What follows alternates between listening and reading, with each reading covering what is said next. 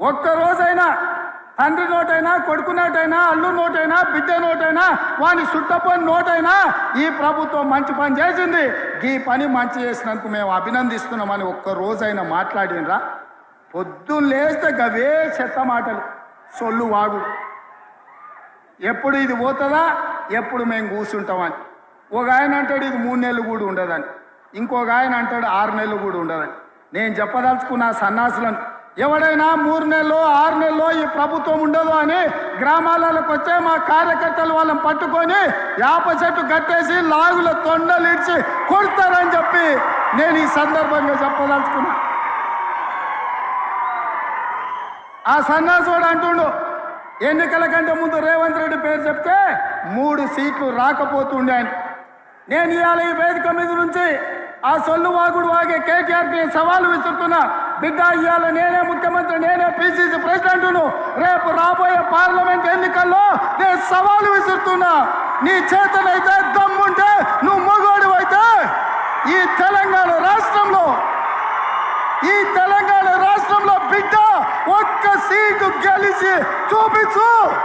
నీ అయ్యా నువ్వు వస్తావో, నీ అయ్య వస్తాడో మా కార్యకర్తలు చూసుకుంటారు. బిడ్డ, నువ్వు అనుకుంటున్నావా అల్లా తప్పగాడని? అల్లా తప్పగాలం కాదు, అవులగాళ్ళలాక అయ్య పేరు చెప్పుకొని కుర్చీలో కూర్చోలేదు సన్నాసోడా.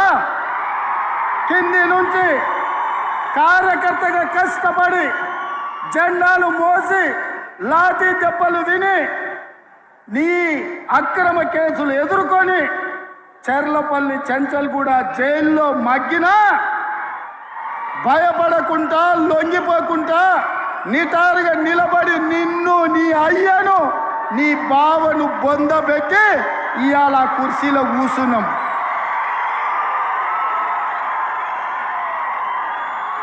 ఈ కుర్చీ ఇనాం కింద వచ్చింది కాదు, ఈ కుర్చీ అయ్య పేరు చెప్తే వచ్చింది కాదు బిడ్డ.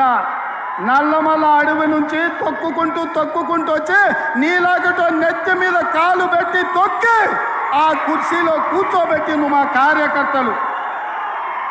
ఇవాళ కుర్చీ ఉందంటే అది మా కార్యకర్తల త్యాగం.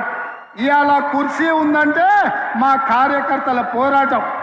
ఈ కార్యకర్తలు వీళ్ళు నాకు అండగా నిలబడ్డంత కాలం, నన్ను భుజాల మీద మోసినంత కాలం, నువ్వు కాదు, నిన్ను పుట్టించిన నీ అయ్య కాదు, వాళ్ళ దేవుడు వచ్చినా ఈ కుర్చీని తాకలేరని నేను ఇవాళ చెప్పదలుచుకున్నా.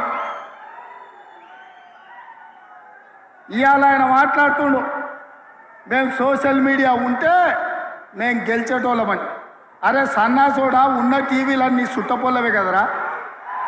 మాకేమైనా టీవీ ఉందా, మాకేమైనా పేపర్ ఉందా?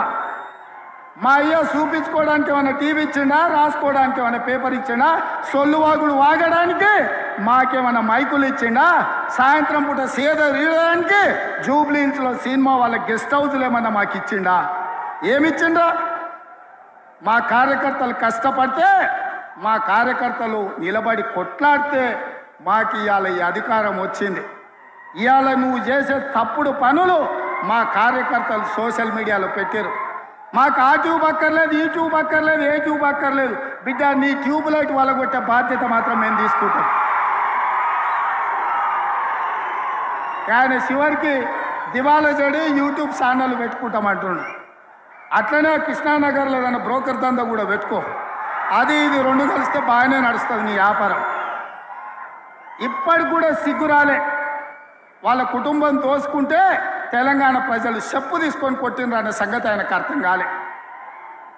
10 ఏళ్ళు అడవి పందుల్లాక చెరుకు తోట మీద పడి అడవి పందులు తిన్నట్టు మా వికారాబాద్ పరిధి తాండూరు ప్రాంతంలో పల్లి చేను వేసుకుంటే అడవి పందులు రాత్రిపూట చేను మీద పడితే ఆ పంట కాపాడుకోనికి మా రైతులు కరెంటు తీగలు పెట్టి కాపాడుకుంటారు.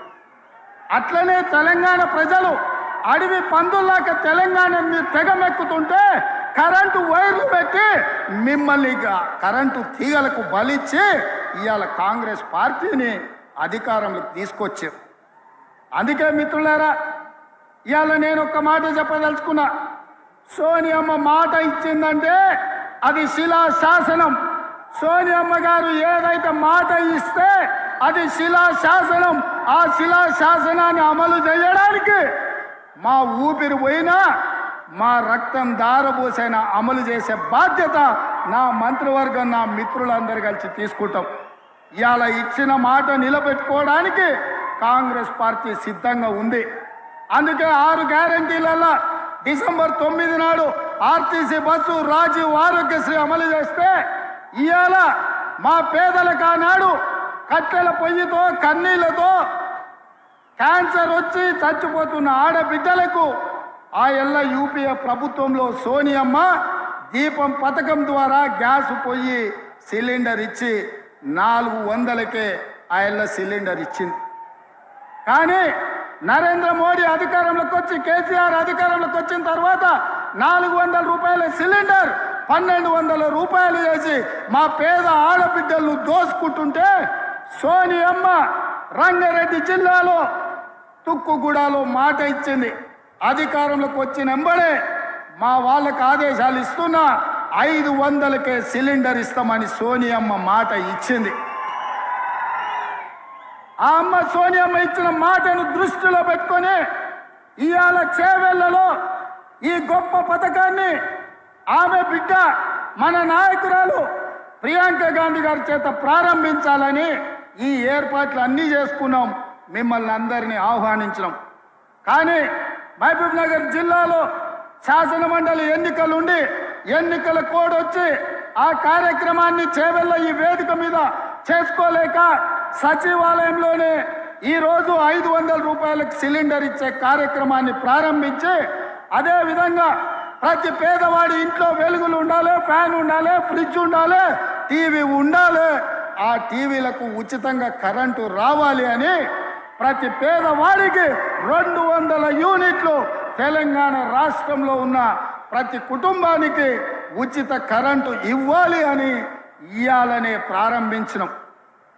ఇవాళ మిత్రులారా వివిధ నియోజకవర్గాల నుంచి మా ఆడబిడ్డలు వచ్చిండ్రు. ఇక్కడ ప్రభుత్వం ఏం చెప్పుద్దో మా అన్న రేవంత్ అన్న ఏం చెప్పదలుచుకున్నాడో ఇని గ్రామాలకు వెళ్ళి ఇంటింటికి పోయి ప్రతి ఆడబిడ్డకు చెప్పాలని వివిధ ప్రాంతాల నుంచి మా ఆడబిడ్డలు, మా చెల్లెళ్ళు, మా అక్కలు వచ్చారు. అక్క మీరు ఒక్కటే మాట చెప్పండి, మీ సోదరుడిగా మీ కష్టాలు తీర్చే బాధ్యత నాది. మా లక్ష్మి గ్రూపులను బలోపేతం చేసి మీరు లక్షాధికారులు కాదు, మిమ్మల్ని కోటీశ్వరులను చేసే బాధ్యత ఇందిరమ్మ రాజ్యం తీసుకుంటుంది. కాంగ్రెస్ పార్టీ ఆ బాధ్యతను తీసుకుంటుందని నేను తెలియజేస్తున్నా. అందుకే ఇవాళ ప్రతి పేద కుటుంబానికి 500 రూపాయలకే సిలిండర్ ఇచ్చే గొప్ప కార్యక్రమాన్ని తీసుకున్నాం. ప్రతి ఆడబిడ్డకు కట్టెల పొయ్యి నుంచి విముక్తి కలిగిస్తాం. ఏ ఆడబిడ్డ కంట్లో కన్నీళ్లు రావద్దు, ఆ కుటుంబం సంతోషంతో పండుగ చేసుకోవాలి అంటే 500 రూపాయలకే సిలిండర్ ఇవ్వాలి అని మన ప్రభుత్వం ఇవాళటి నుంచే ప్రారంభించింది. ఇవాళ 40 లక్షల మంది అర్హులైనరు. ఇంకా ఎవరికైనా రాకపోతే ఎంఆర్ఓ దగ్గరకో ఎంపీడీఓ దగ్గరకో వెళ్ళి మీ గ్యాస్ కనెక్షన్, మీ రేషన్ కార్డు లేకపోతే మీ ఆధార్ కార్డు చూపించండి. మీకు అందరికి ఇచ్చే బాధ్యత ఈ ప్రభుత్వానిది, ఇందిరమ్మ ప్రభుత్వాన్ని నేను తెలియజేస్తున్నా. ఎవరైనా మీకు రాలేదంటే ఆందోళన చెందకండి, అక్కడనే కూర్చొని అధికారులను అడగండి, మాకెందుకు రాలేదు, మా రేషన్ కార్డు, మా గ్యాస్ కనెక్షన్, మా ఆధార్ కార్డు ఇది మా రేవంత్ అన్న చేవెళ్ళలో చెప్పాడు, మాకు వస్తుంది ఇవ్వండి అని మీరు అడగండి. మీకు ఇప్పించే బాధ్యత పెద్దలు ఉత్తమ్ కుమార్ రెడ్డి గారు తీసుకుంటారు. ఆ నగదు బదిలీ చేసే బాధ్యత పెద్దలు బట్టి విక్రమార్క గారు తీసుకుంటారు. బట్టి విక్రమార్క గారు రోజు పొద్దున సాయంత్రం కూడుతూ ఉన్నాడు, కూడికలు కూడుతూ ఉండు, ఏమన్నా తక్కువవుతుందా ఎక్కువవుతుందా అని. నేను అన్న ఇది పేదోళ్ళది కదా, జర లెక్కలు తక్కువ చేయ, పైసలు వంచవే అని. అన్న కూడా అవును ఇది నిజమే, పేదోళ్ళకి ఇవ్వాల్సిందే, కొంచెం అక్కడిక్కడైతే ఏదన్నా చూద్దాం కానీ ముందైతే వీళ్ళకి ఇద్దామని ఇవాళ 200 యూనిట్లు ఉచిత విద్యుత్కు, అదేవిధంగా 500 రూపాయలకు సిలిండర్కు సంతకం పెట్టిండు, నగదు ఇవ్వడానికి ఒప్పుకున్నాడు. మరి మీరందరూ మా బట్టన్నకు ఉత్తమన పెద్ద ఎత్తున సపోర్ట్ కొట్టురు. మా ప్రెస్ వాళ్ళు కొడతలేరు, ఏమైనా సిలిండర్ వద్దా మీకు, మీ ఇంట్లో కరెంటు తీసుకోరా? నాకు తెలిసి చాలామంది మా తెలంగాణ బిడ్డలు పేదోళ్ళే, తెల్ల రేషన్ కార్డు వాళ్ళే ఇక్కడ ఉన్న పాత్రికేయ మిత్రులు. మీకు కూడా ఇస్తామయ్యా, మీరు కూడా ఈ సంతోషంలో పాల్గొనండి. తెలంగాణ ఉద్యమంలో ఎట్లా పాల్గొన్నారో గిల్ల కూడా పాల్గొని ఉంది. ఇది మంచి పని, ఇది రాజకీయం కాదు, ఇది పేదలకు సంక్షేమం. అందులో మీరు కూడా సహకరించాలి, మీరు కూడా అందులో భాగస్వాములే. కాబట్టి ప్రెస్ వాళ్ళ కోసం కూడా సార్ చప్పట్లు కొట్టురాయాలి, కొట్టలేరు. అదేవిధంగా మిత్రులారా, ఇక మీరు అనుకుంటుండొచ్చు మా కార్యకర్తలు కా పక్క నుండి గాడ కూడా వచ్చేటప్పుడు ఇద్దరు అడిగారు, సార్ మరి నువ్వు ముఖ్యమంత్రి అయితే మరి మా సంగతి ఏందని. నేను ఒక మాట చెప్పదలుచుకున్నా, మీ కష్టంతో మీ శ్రమతో మేము ఇక్కడికి వచ్చినాం. ఈ వేదిక మీద ఉన్న ఎవ్వరూ మేము సొంతంగా నాయకులం అయినోళ్ళు కాదు, మీరు కష్టం చేస్తేనే మేము అయినోళ్ళం. మరి మన కండ్ల ముందల ఇప్పుడే పార్లమెంట్ ఎలక్షన్ ఉంది. పార్లమెంట్ ఎన్నికల్లో మీరు కష్టపడితేనే ఢిల్లీకి 14 మందిని దోలుతాం మనం. ఇవాళ ఇప్పుడే పేడమూతి బోడిలింగానికి సవాల్ ఇస్తుంది, ఒక్క సీట్ కూడా నీకు రాని అని. మరి ఇది నా ఒక్కంతో అవుతుందా? మీ అందరు సహకరిస్తేనే కదా, మీరందరు తోడుంటేనే కదా.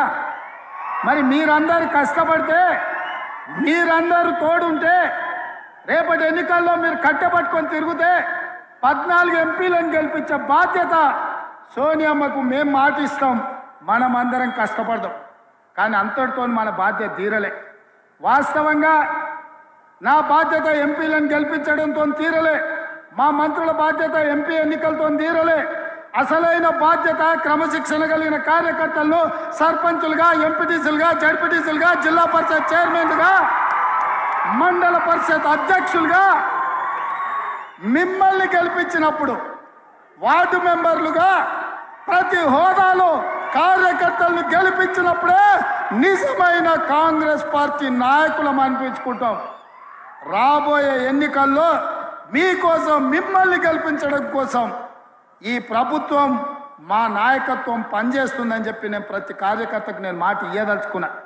ఎవరైతే కష్టపడ్డారో, ఎవరైతే నష్టపోయినరో, ఎవరైతే పార్టీ జెండాను మోసిండ్రో ఆ కార్యకర్తల్ని వాళ్ళ అర్హతను, వాళ్ళ అవకాశాన్ని బట్టి వార్డు మెంబర్లుగా, సర్పంచులుగా, ఎంపీటీసీలుగా, ఎంపీపీలుగా, జిల్లా పరిషత్ చైర్మన్లుగా గెలిపించే బాధ్యత నాది, మా అందరిది అని చెప్పి నేను ఈ సందర్భంగా చెప్పదలుచుకున్న. మిత్రులారా,